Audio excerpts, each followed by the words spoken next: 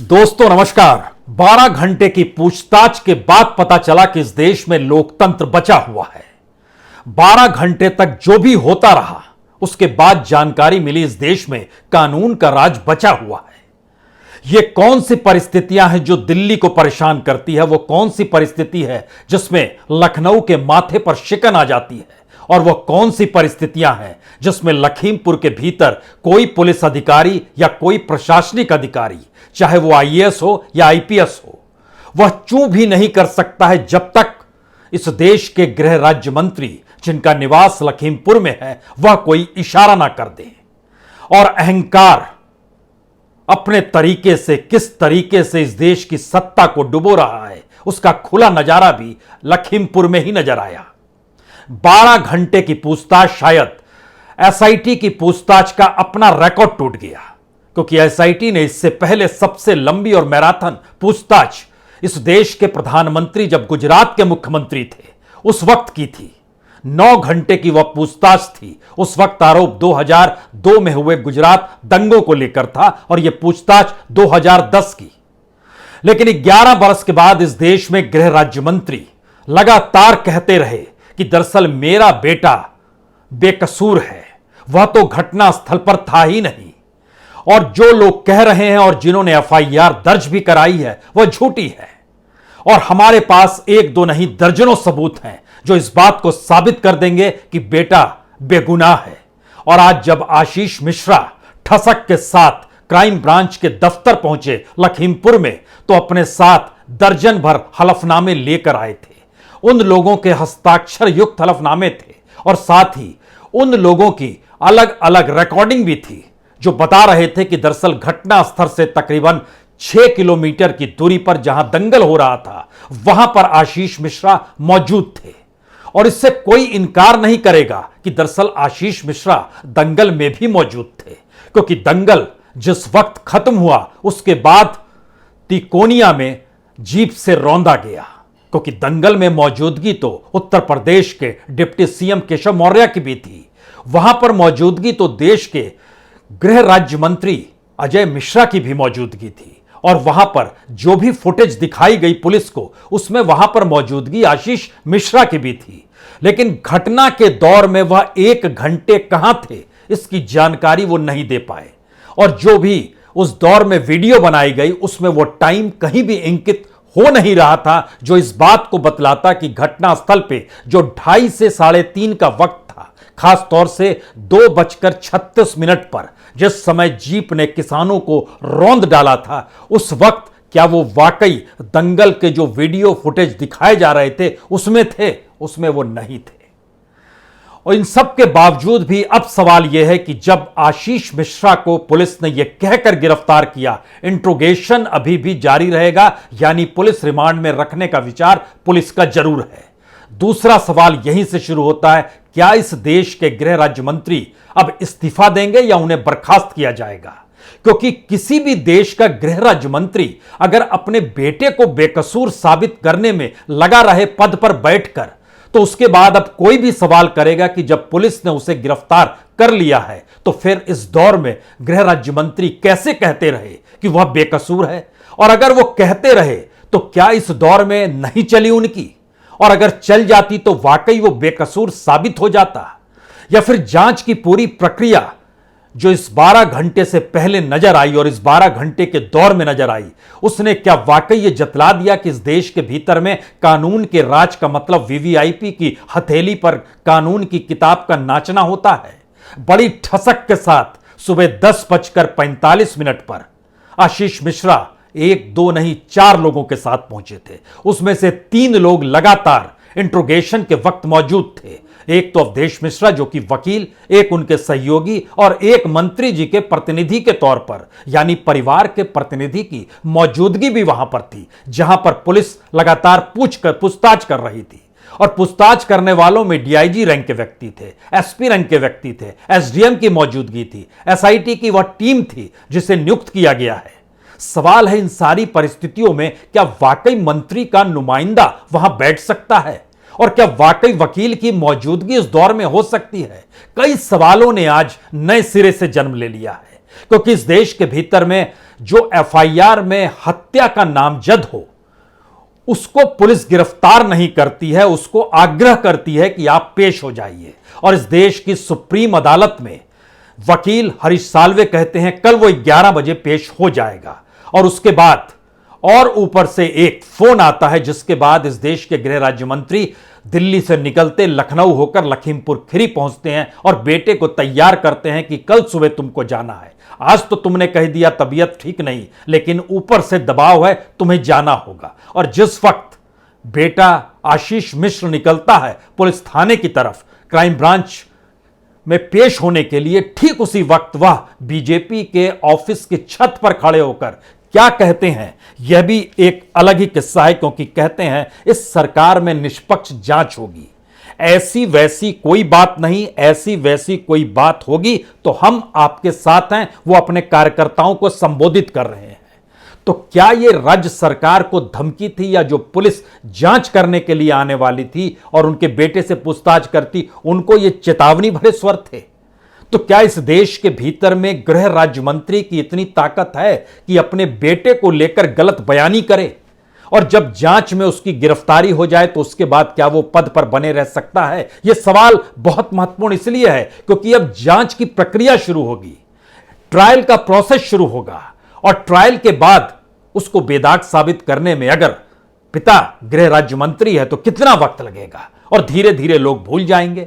और इन परिस्थितियों में जब किसान संघ ने अपने तौर पर चेतावनी दी कि 11 तारीख तक 2 चीजें अगर नहीं होती है तो फिर हम आंदोलन तेज कर देंगे, और आंदोलन तेज करने का मतलब यह है बहुत साफ तौर पर कि 12 तारीख को अरदास, अंतिम अरदास जो किसानों की मौत कुचल कर की गई है, उसके लिए लखीमपुर में ही जमा होंगे, और वहीं से अलग अलग हिस्सों में समूचे देश में लोग निकल पड़ेंगे। और उसके बाद रेल रोको आंदोलन, महापंचायत लखनऊ की दिशा में, यानी आने वाले वक्त में राजनीति को कहीं ना कहीं डिगाने की परिस्थितियां भी और बीजेपी के प्रतिकूल खड़े करने की परिस्थितियां भी किसान संघ ने अपने तौर पर बतला दी। लेकिन सबसे बड़ा सवाल है, इस देश में क्या वाकई डेमोक्रेसी और कानून का राज है या नहीं है? आज यह सवाल इसलिए बहुत महत्वपूर्ण हो चला है क्योंकि जिस तरीके से उनकी पेशी हुई, और वहां पर जब वो पहुंचे आशीष मिश्रा क्राइम ब्रांच के दफ्तर में, तो उनके साथ जो 4 लोग थे उनसे मीडिया ने सवाल पूछा, आप कुछ कहेंगे? उन्होंने कहा नहीं कहेंगे, और यह मत सोचिएगा कि हम डर के आ गए हैं, हम अपनी शर्तों पर आए हैं, अपने हिसाब से आए हैं। ये शब्द है उनके जो साथ निकल कर आए थे, उनके जो 5 लोगों की टीम पहुंची थी क्राइम ब्रांच के दफ्तर में। उसके भीतर जो अनूठा सच यह है कि 6 बार चाय और बिस्कुट गई, कुछ भोजन टाइप चीज भी गई, लगातार बैठे रहे और पानी पी लीजिए, चाय पी लीजिए, ये सारी बातें अंदर चलती रही, लंबे वक्त तक चलती रही। जो वहां पर मौजूद थे उनके मुताबिक जो ट्रीटमेंट था वो ट्रीटमेंट कहीं भी किसी अपराधी को लेकर नहीं था, सिवाय इसके कि कितना लंबा वक्त हम काट सकते हैं जिससे यह मैसेज जाए कि पूछताछ वाकई बहुत लंबी चली है।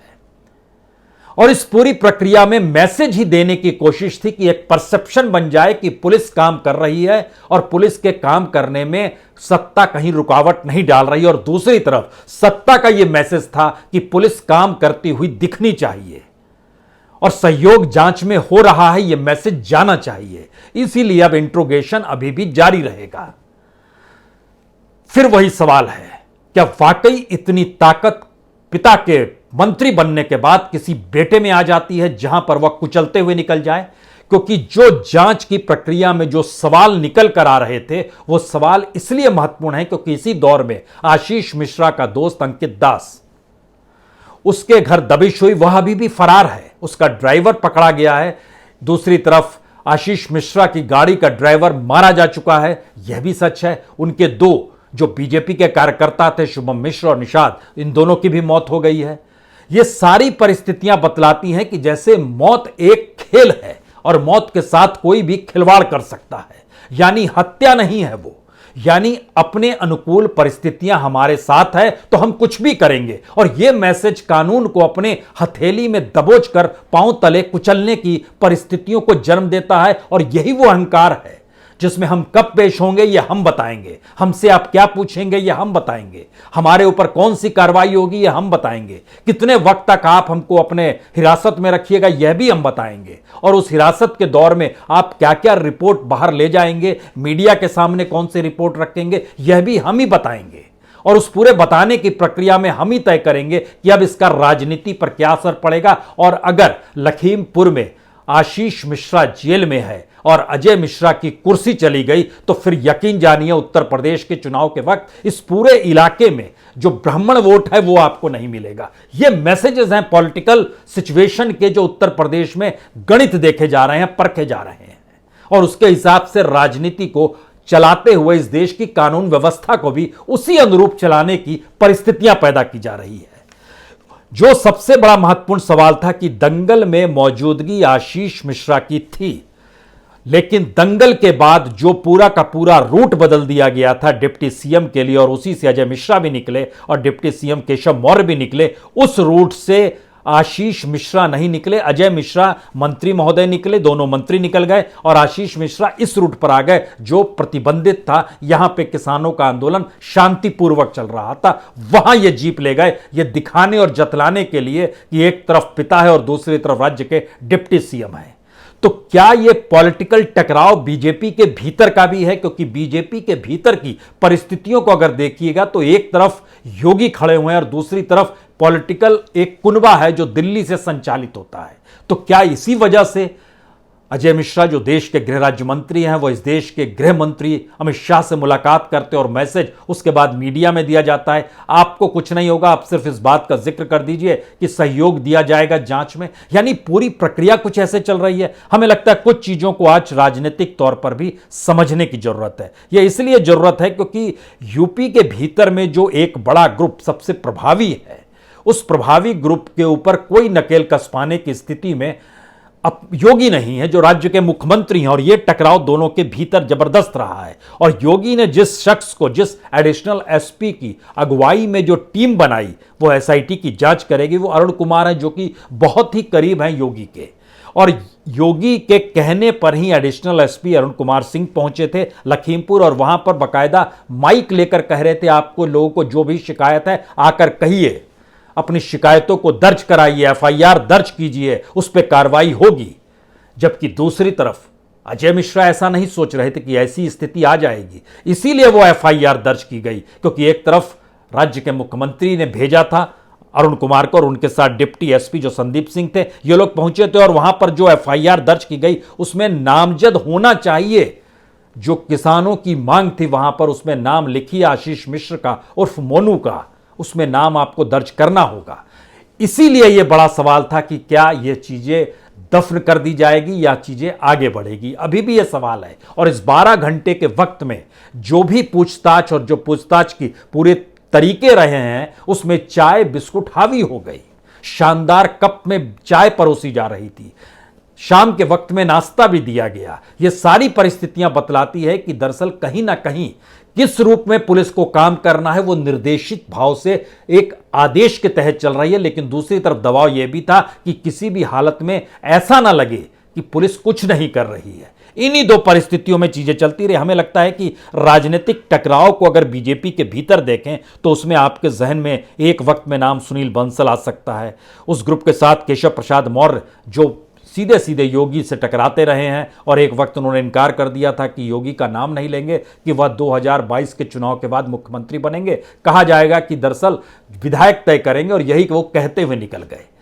दोनों में मेल कराया गया, सारी चीजें चलती रही। उसके बाद अगर नेताओं की फहरिस्त में आएगा तो दिल्ली से 2 नेता गए थे, श्रीकांत और सिद्धार्थनाथ सिंह, लेकिन धीरे धीरे वो साइडलाइन हुए। ब्रजेश पाठक जुड़ गए नया नाम के तौर पर। ये एक उसमें फिर 2 अधिकारियों का जुड़ना खास तौर से माना जाता है। एक नवनीत सहगल किस रूप में उसमें शामिल हुए, संजय काचरू को भी कैसे शामिल। ये सारी परिस्थितियां हैं जो बतलाती हैं कि बीजेपी के भीतर भी एक टकराव है जो काम चाहती है कि हमारे अनुकूल कर रहे। लेकिन फिर यहां पर एक सबसे बड़ा सवाल यह है कि गोरखपुर में चंद दिनों पहले जब कानपुर के एक व्यापारी की मौत हो गई पुलिस के पीटने से, तो एक इंस्पेक्टर जो जगत नारायण सिंह है उसको बचाने के लिए मुख्यमंत्री क्या कानपुर में पहुंच गए और उसके बाद उनकी पत्नी को, जो व्यापारी मारा गया था, उनको तुरंत 40 लाख रुपए और एक नौकरी देने का जिक्र कर दिया क्योंकि उधर बचाना था। और 3 दिन के बाद यहां घटना घट गई जहां पर यह चाहते थे कि इसको गिरफ्तार किया जाए, लेकिन दूसरी तरफ गृह राज्य मंत्री का बेटा था तो वो चाहते थे नहीं हो। यानी दोनों घटनाओं को देखिए तो उत्तर प्रदेश में कानून व्यवस्था को लेकर बहुत सारे सवाल आपके जहन में आएंगे। क्या कार्रवाई ऐसे होती है? यकीनन यह कार्रवाई को लेकर बड़ा सवाल था, क्योंकि इन सब के बीच जो मंत्री जी ने अपने तौर पर कहा और उसके बाद जो नोटिस पुलिस ने चस्पा किया, एक नोटिस चस्पा किया, और उस चस्पा नोटिस के बाद भी इस देश के गृह राज्य मंत्री कहते रहे नहीं नहीं बेटा बेकसूर है, पूछताछ हो जाएगी लेकिन बेटा बेकसूर, और पुलिस भी कहती रहे हम तो पूछताछ का इंतजार कर रहे हैं। ये सारी परिस्थितियां बहुत साफ तौर पर बताती है कि उत्तर प्रदेश में सत्ता के इशारे पर कानून चलता है। कानून की कौन सी प्रक्रिया किधर किस रूप में चलेगी यह सत्ता ही तय करती है, और संयोग से गोरखपुर की घटना और लखीमपुर की घटना ने एक चेक एंड बैलेंस की परिस्थिति में लाकर राज्य के मुख्यमंत्री और गृह राज्य मंत्री को लाकर खड़ा कर दिया। वहां पर मुख्यमंत्री को किसी को बचाना था, यहां पर गृह राज्य मंत्री को किसी को बचाना है। बचाना अपने लोगों को किस रूप में है, किस तरीके से है, यह जांच की उस प्रक्रिया को इस दिशा में ले जाइए जहां पर यह बात कही जाए कि हम जांच कर रहे हैं और जांच इतनी पुख्ता कर रहे हैं कि जब भी हाथ डालेंगे तो उसके बाद सबूत के साथ होगा और उसे पेश। लेकिन इसका मतलब क्या यह है? पुलिस ने एक वक्त में खुद को ही जज भी मान लिया, पुलिस ने खुद को एक तौर पर कानूनी बहस मुहाइश में अपने आप को खड़ा भी कर दिया। यानी पुलिस की मौजूदगी और पुलिस की जांच प्रक्रिया शासन के अनुसार इस रूप में चलती है जहां उसे शासन को लगता है इस अपराधी को नेस्तनाबूद कर देना है तो वहां पर उसका घर भी ढाया जाएगा, उसकी संपत्ति भी जब्त की जाएगी, उसको गोली भी मारी जाएगी अगर वो अपराधी है तो। लेकिन दूसरी तरफ लगता है नहीं है तो उसका इंतजार भी किया जाएगा, नोटिस भी चस्पा किया जाएगा, चाय भी पिलाई जाएगी, उसके अहंकार को भी सहन किया जाएगा, वह पुलिस की ही क्लास लेता हुआ नजर आए, पुलिस से ही सवाल जवाब करने लगे। इसका कोई मतलब नहीं है, बंद कमरे में वो कुछ भी कह सकता है, बाहर निकलकर हम कहेंगे हमने जांच की प्रक्रिया पूरी कर ली। इस 12 घंटे का सच यही है, जो 12 घंटे तक जांच हुई। इतनी लंबी जांच एसआईटी ने इससे पहले देश के किसी भी कांड में नहीं की थी, जिसका हमने आपसे जिक्र किया। 9 घंटे की जांच इससे पहले जब गुजरात के जो सीएम थे उस समय नरेंद्र मोदी, उनको लेकर 9 घंटे की पूछताछ जरूर हुई थी। तीसरा सबसे बड़ा सवाल यह है कि जो बनवारीपुरा में दंगल हो रहा था, उस दंगल में शामिल होने के लिए बीजेपी के वह 2 कार्यकर्ता भी निकले थे, क्योंकि उनकी मौत के बाद उनके घर वालों ने कहा कि वह किसी बीजेपी के फंक्शन में नहीं गए थे और वो किसानों की परिस्थिति में भी शामिल होने नहीं गए थे। वहां पर वह जीप में शामिल हो नहीं सकते हैं क्योंकि वह दंगल देखने गए थे। और यहीं पर सबसे बड़ा सवाल था, उन 2 की मौत भी जब उनके घरवाले कह रहे वो दंगल देखने गए थे, तो फिर वह भी वहां से उठकर इस घटनास्थल पर कैसे मौजूद हो गए? ठीक उसी तरीके से जैसे अंकित दास मौजूद हो गए, जैसे आशीष मिश्रा मौजूद हो गए, और जैसे जो 15-20 अज्ञात लोगों का जिक्र पुलिस ने अपनी एफआईआर में किया है, वो सारे लोग कैसे शामिल हो गए? इसका मतलब है कि एक प्लानिंग थी। इसका मतलब बहुत साफ है कि हम ये काम करेंगे और हमें कोई छू नहीं सकेगा, ये मैसेज जहन में था। और ध्यान दीजिए 3 तारीख से लेकर आज सुबह तक लगातार यही लगते रहा। शायद यही बात इस देश का अनूठा सच हो चला है कि अगर मंत्री है तो फिर उसके हिसाब से कानून को चलना होगा। तो ऐसे में आखिरी सवाल यही है, मंत्री की कुर्सी कब जाएगी? क्योंकि इस देश का गृह राज्य मंत्री अगर मंत्री पद पर बैठकर अपने बेटे का बचाव करे और पुलिस अपनी जांच में कह दे कि दरअसल यह साथ नहीं दे रहे हैं और इनकी गिरफ्तारी अब करनी ही होगी, तो इसका मतलब है बेटा बेकसूर नहीं है। और अगर बेटा बेकसूर नहीं है और आप उसे बेकसूर मान रहे हैं तो वह पूरी जांच प्रक्रिया, क्योंकि होम मिनिस्ट्री का मतलब सिर्फ आंतरिक सुरक्षा नहीं, सीमा सुरक्षा की भी परिस्थितियां होती है, जिसमें बॉर्डर सिक्योरिटी फोर्स भी आती है, जिसमें आईटीबीपी भी आती है, जिसमें एसएसबी भी आती है, स्टेट सिक्योरिटी की जो रहती है। ये सारी चीजें बतलाती हैं कि कहीं ना कहीं किसी ना किसी रूप में लखीमपुर जो खुद नेपाल बॉर्डर से सटा हुआ है, उसका रुतबा और गृह राज्य मंत्री बनने के बाद चाहे जिले के भीतर की पुलिस हो या सीमा पर बैठी हुई पुलिस हो, चलती होगी तो परिवार की चलती होगी। और यही ठसक और यही अहंकार उसको आज 12 घंटे की पूछताछ के वक्त में पुलिस के नजरिए से भी सामने आ गया, जो बहुत साफ तौर पर दिखलाता है कि ऐसी पूछताछ तो होती नहीं है, फिर भी हुई है। तो अब हमें इंतजार करना होगा। दरअसल यह कहां तक चीजें जाती हैं। क्या वाकई पिता का इस्तीफा होगा? क्या वाकई पिता को बर्खास्त किया जाएगा, या फिर वो गृह राज्य मंत्री के पद पर बने रहेंगे और इधर ट्रायल शुरू हो जाएगा और एक के बाद एक ट्रायल में जो पुलिस बताएगी कि सारे लोग मुकर गए, कोई सबूत देने वाला नहीं है, कुछ बताने वाला नहीं है और इनकी मौजूदगी तो वहां पर थी नहीं, ऐसी परिस्थिति कुछ दिनों में आ जाएगी। और दूसरी तरफ जो एसआईटी जांच कर रही है उसके पास 2 महीने का वक्त है। वो अगर उस समय तक रिपोर्ट नहीं दे पाएगी, जो न्यायिक कमेटी बनाई गई है हाई कोर्ट के रिटायर्ड जज के जरिए, वह 2 महीने में नहीं दे पाएंगे तो 1 महीने और बढ़ा देंगे। इस देश के भीतर में औसतन कम से कम 1 महीने रिपोर्ट बढ़ा पाने की स्थिति में जो भी कमीशन बनाई जाती है कभी भी कोई वक्त पर रिपोर्ट दे नहीं पाई है। लगभग 92% का रिकॉर्ड यही रहा है। तो ये कौन सी परिस्थिति है? और उसके बाद उत्तर प्रदेश का चुनाव आ जाएगा। उस चुनाव में ब्राह्मणों की मौजूदगी मिश्रा जी परिवार के जरिए इस पूरे इलाके में शायद कोई प्रभाव डाल दे। मैसेज ये है। इस मैसेज के भीतर के जो परतों को जब आप उठाइएगा तो उसमें एक ही सवाल हर जहन में रेंगेगा, क्या वाकई इस देश का कोई सामान्य आदमी अगर उस पर धारा 302 लगी होती तो पुलिस उसे घसीटते हुए लेकर आती, थाने में बंद करती, उसके बाद जो जांच की टीम है वो अपनी जांच की प्रक्रिया शुरू करती। लेकिन यहां खेल उल्टा हो गया। वो कोई रगड़ते हुए नहीं लाया, कोई उठा के नहीं लाया, आग्रह करके वो खुद अपनी शर्तों पर आया और उसके बाद एसआईटी ने अपनी जांच प्रक्रिया उसी दौर में शुरू कर दी। कानून के राज का यह अनूठा चेहरा आपकी आंखों के सामने है। इस देश में चुनाव का मुद्दा जिस दिन गवर्नेंस हो जाए, इस देश में चुनाव का मुद्दा जिस दिन कानून का राज हो जाए, ये जातीय समीकरण और लोगों की भावनाओं से खिलवाड़ की परिस्थितियों को जब धूमिल कर दिया जाए तो उसके बाद जो फैक्ट है, जब उस पर चुनाव होने लगेंगे तो यकीन जानिए इस देश के गृह राज्य मंत्री को भी यह बोलने की हिम्मत नहीं होगी कि बेटा बेकसूर है और कसूरवार हो गया तो मैं पद छोड़ दूंगा। अब इंतजार करते हैं वो क्या कहते हैं। बहुत बहुत शुक्रिया, बहुत बहुत शुक्रिया।